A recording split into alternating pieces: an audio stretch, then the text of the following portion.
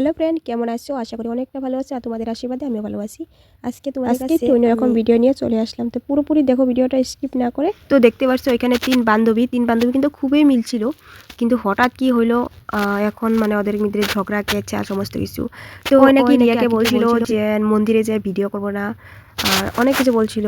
তো face camera কথা বলছিল, তো যার জন্য মানে রিয়া ভীষণ রেগে গেছে যে আমার জন্য যে ওদের জন্য অনেক কিছু করছি, এখন ওরা এমন একসাথে ওরা তিনজন সব জায়গায় যেত আর একসাথে ওরা তিনজনে একসাথে ভিডিও করতো, খুবই ভালো লাগছিল। কিন্তু মাঝে মধ্যে যেন কি হয়ে গেল সত্যি ভাবতে অবাক লাগিয়ে যায়। তো তোমাদেরকে সমস্ত কিছু কিন্তু জানিয়ে দেবো। তো তোমাদেরকে ব্যাপারটা খুলেই বলি। তো আমি দেখছি ইনস্টাগ্রামের মধ্যে যেখানে আর কি রাখি কিন্তু রিয়াকে আনফলো করে রাখছে। তো রিয়া কিন্তু সুমিকে আনফলো করে দিয়ে রাখছে, কিন্তু আনফলো রয়েছে। তারপর আবারই যখন চেক করে দেখি, তারপর দেখছি সুমি আর রিয়ে আনফলো হয়ে গেছে। তো আকির সাথে রিয়া আর সুমি ওরা দুইজনে কিন্তু ভালো বন্ধু। সেখানে ইনস্টাগ্রামে দেখলাম যে দুজনের ফলো স্টেট হয়ে আছে দুজনের। ওরা কিন্তু তিন বান্ধবী ঘুরতে গিয়েছিল, যেখানে আকি ছিল, রিয়া এবং সুমি সবাই মিলে ঘুরতে গিয়েছিল, কি বলে বেনারসি নাকি।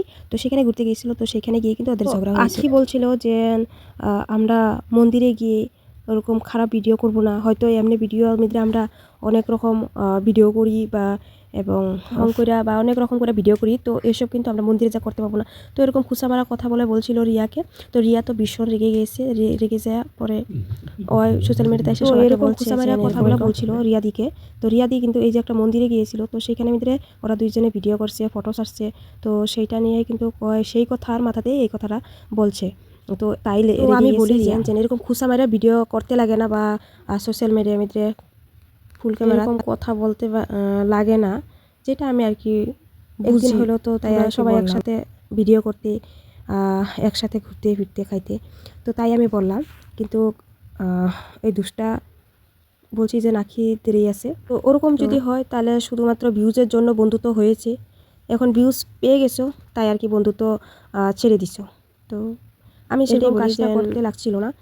তো যাই হোক, আর কি বলবো আর তোমাদেরকে, মানুষের মতন আর বেঈমান নাই। হয়তো পশু পাখিরও যদি তুমি খাওয়াও বা একটু ঘুরাও বা বিপদের থেকে উদ্ধার করো, সেটা সারা জীবন মনে থাকে।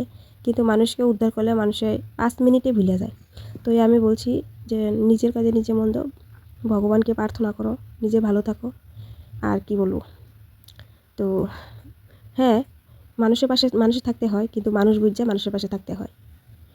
তো এরকম মানুষের পাশে থাকবে, তারপর দুর্নাম করবে। তো আমিও ঠিক জানি না কার দোষ কার গুণ। তো প্লিজ তোমরা একটু কমেন্ট করে জানাও।